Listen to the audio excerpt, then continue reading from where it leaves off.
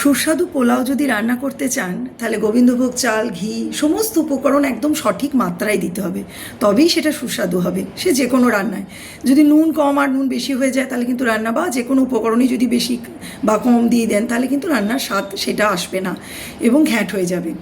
তো আমি বলেছিলাম যে আমি এডুকেশন সিস্টেম নিয়ে পরপর পার্ট ওয়াইজ ভিডিও করব, তো আজকে প্রাইমারি নিয়ে বলবো।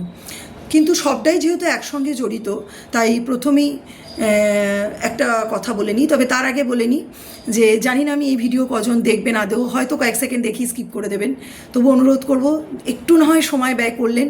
এবং এই ভিডিও সঠিক জায়গায় পৌঁছবে কিনা আমি তাও জানি না, শিক্ষা দপ্তরে পৌঁছবে কিনা এবং তারা এটা ইমপ্লিমেন্ট করবেন কিনা তাও আমার জানা নেই। তবু আমি একটা শেষ মরিয়া চেষ্টা করছি। আগে করে লাভ হতো না তাই করিনি। তো আগে সরকার তো কর্ণপাতই করতো না, কারণ এডুকেশন সিস্টেমটা তো একদিনে শেষ হয়নি, ধীরে ধীরে শেষ করে দেওয়া হয়েছে।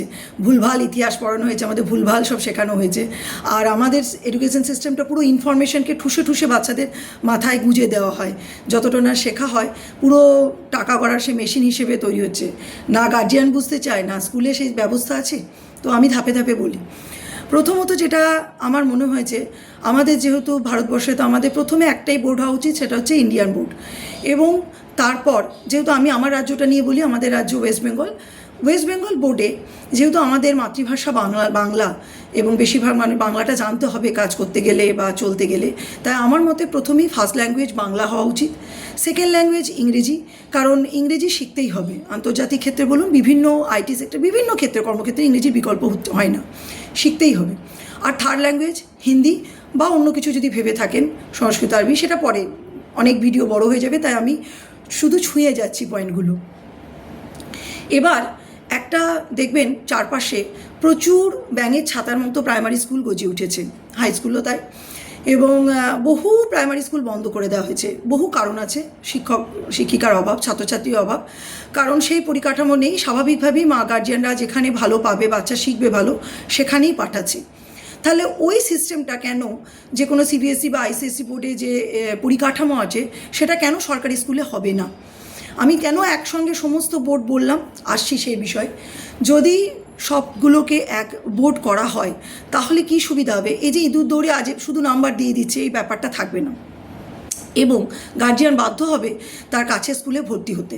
এটা নিয়ম করতে হবে যে বাচ্চাকে যেন তার 1 থেকে 2 কিলোমিটার তার কাছে, পার্শ্ব তার নিকটবর্তী যে স্কুল আছে সেই স্কুলেই তাকে ভর্তি করতে হবে।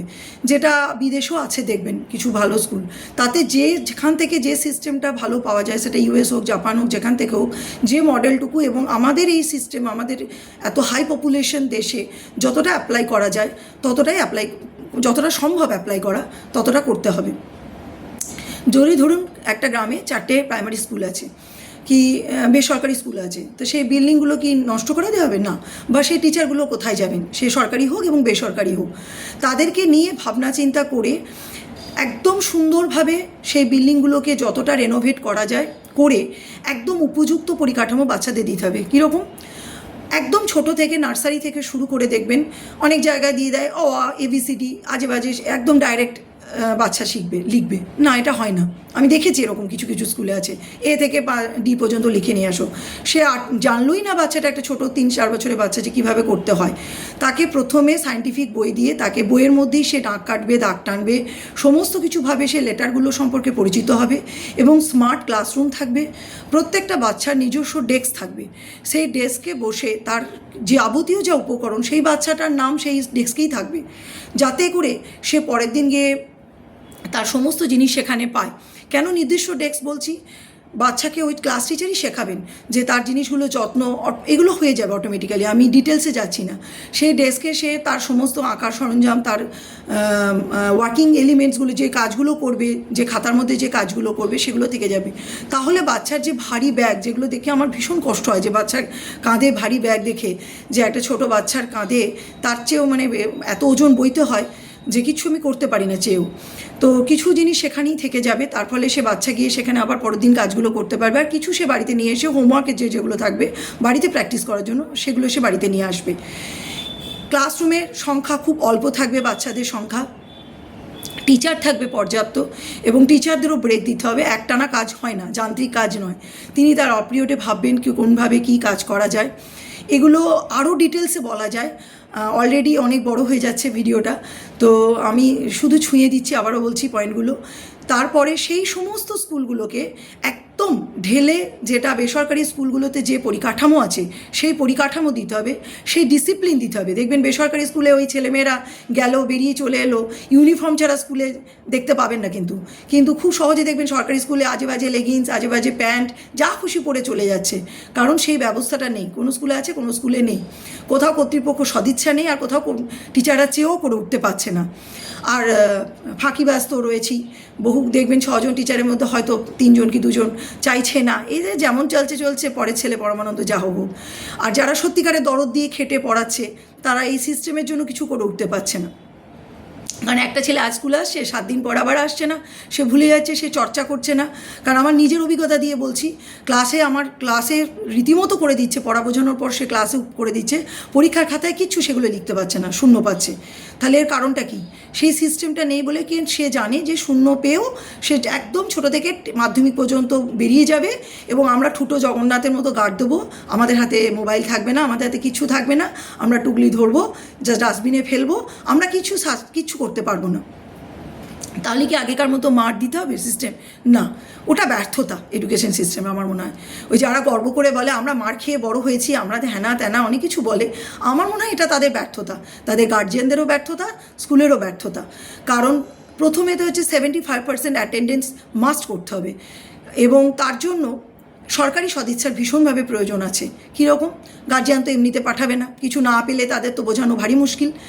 তো বিপিএল কার্ড, কিছু কার্ড দিতে হবে 3 রকমের, যাদের ধরুন সিঙ্গেল প্যারেন্টস, মা বাবা হয়, মা নেই কিংবা বাবা নেই, কিংবা থেকেও হয়তো কোনো কারণে ডিভোর্সি বা চলে গেছে মা বা বাবা, সেই সব বাচ্চাদের যাদের আর্থিকভাবে সত্যিকারের, জাত ধর্ম নির্বিশেষে সত্যিকারে যারা আর্থিকভাবে বঞ্চিত, তাদেরকে একটা কার্ড দিতে হবে, যাতে তাদের এডুকেশনটা একদম ছোট থেকে বড় পর্যন্ত, যতদূর পর্যন্ত সে পড়তে চায়, তার পুরোটাই ফ্রি অফ কস্ট হবে।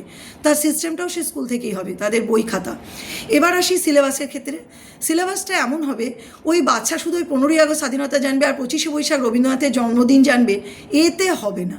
কিশলয়, সহজ পাঠ এর বিকল্প আজও নেই, বিদ্যাসাগরের বর্ণপরিচয় আজও অনস্বীকার্য। তো এগুলো জানবে, মনীষীদের কথা, কাজী নজরুল ইসলাম, বঙ্কিমচন্দ্র চট্টোপাধ্যায়, সমস্ত মনীষীদের যে বাণীগুলো, দেখবেন অনেক স্কুলে তারা নিজেদের উদ্যোগে করেছে, দেওয়ালে থাকবে তাদের বাণী।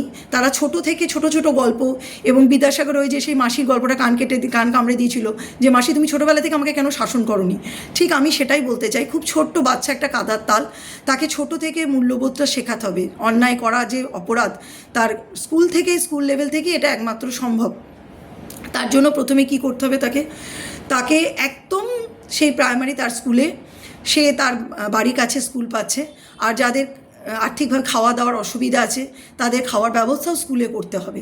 ওটা টিচারদেরকে একদম, টিচাররা শুধু পড়াবেন, একাডেমিক দিকটাই দেখবেন, এর জন্য আলাদাভাবে ব্যবস্থা করতে হবে, হোস্টেলের ব্যবস্থা করতে হবে সেই গ্রামে।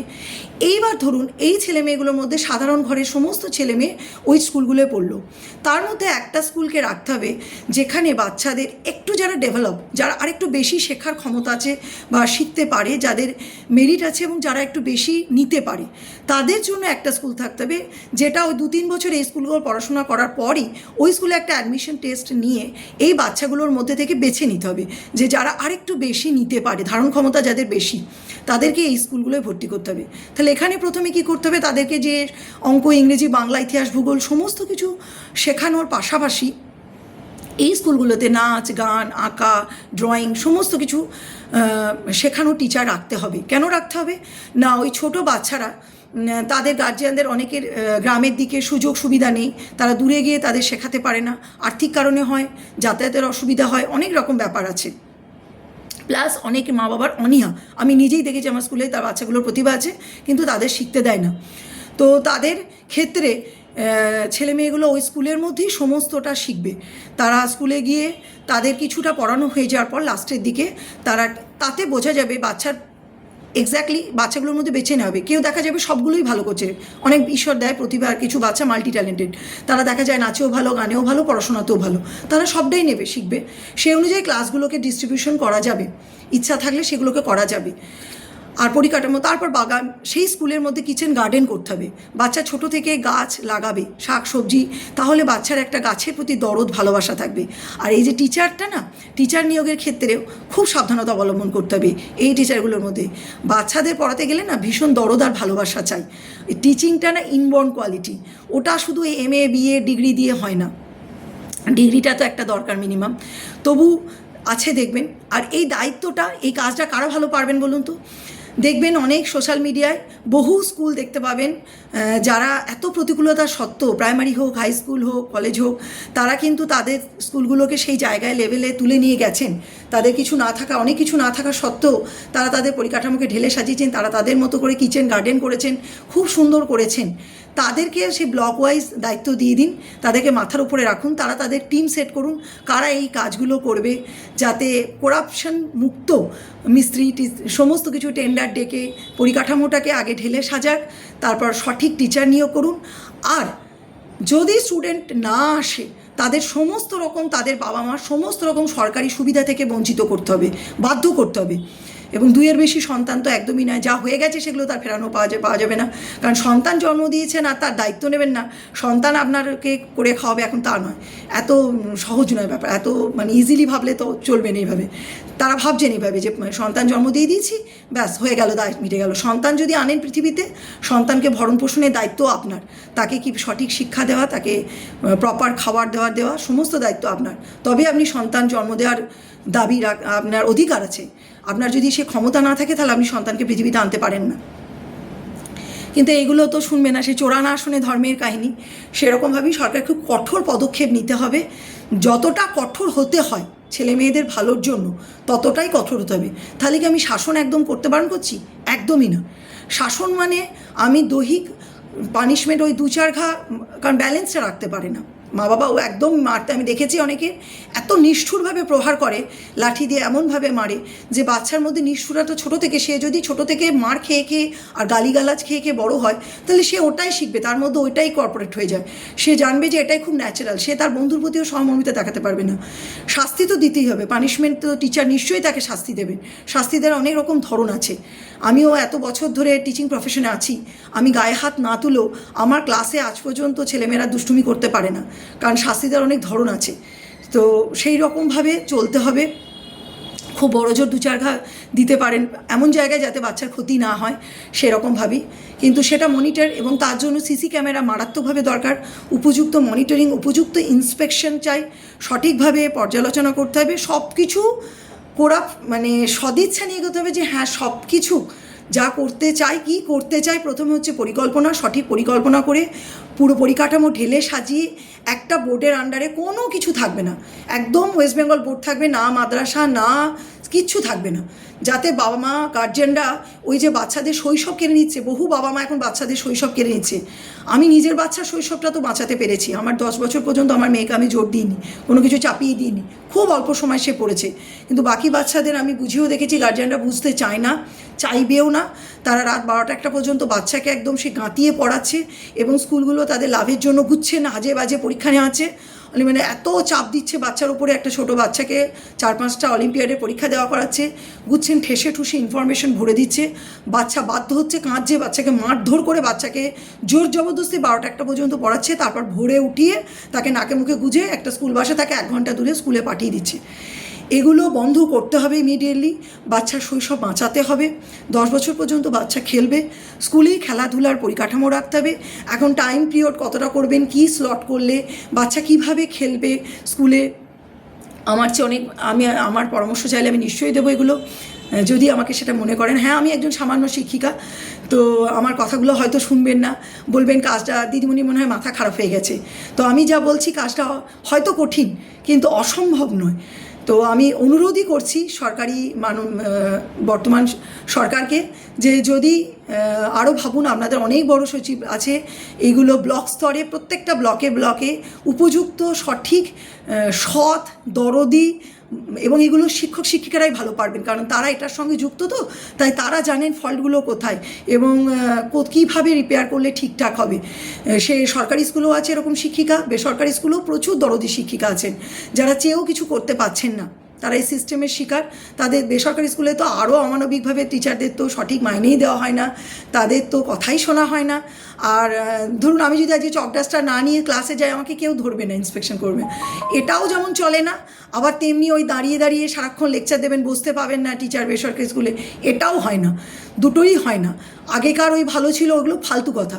ও আগে সিস্টেম ছিল, তখন এই সমস্ত বেসরকারি ব্যাপারগুলো ছিল না, একটাই সিস্টেম ছিল, মানুষ ডিসিপ্লিন ছিল, তখন পড়তে বাধ্য ছিল, বইগুলো একদমই সায়েন্টিফিক ছিল না, কিন্তু শিখতে হবে, শেখার তাড়নায় তখন একজন মাধ্যমিক পাস যা জানতো, এখন একজন MA পাস ছিল দেখবেন লিখতে পারছে না। আমি নিজে দেখেছি গার্ড দিতে গিয়ে বলে দেওয়ার পরও ঈশ্বরচন্দ্র বিদ্যাসাগর মানার লিখতে পারছে না, কারণ এই বাজে সিস্টেমের জন্য তারা 9-10 পর্যন্ত পাস করে যাচ্ছে। তাহলে উপযুক্ত পরিকাঠামো না দিয়ে ফট করে পাস ফেল চালু করে দিলাম, তা তো হতে পারে না।